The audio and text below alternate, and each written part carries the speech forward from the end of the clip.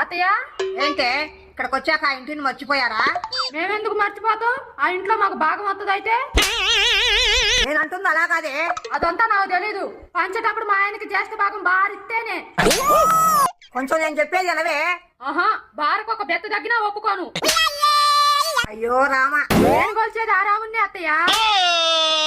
అబ్బమ్మా, దేవుణ్ణి అలా కొలతలు కొలకూడదు. అలా కాదు అత్తయ్య.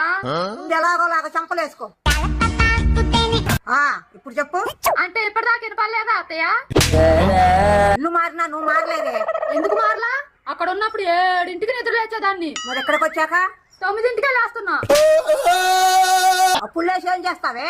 అలారం ఆఫ్ చేస్తా. ఆ తర్వాత మళ్ళీ ఆన్ చేస్తా. అంటే సోంబేదాని పోయావన్నమాట.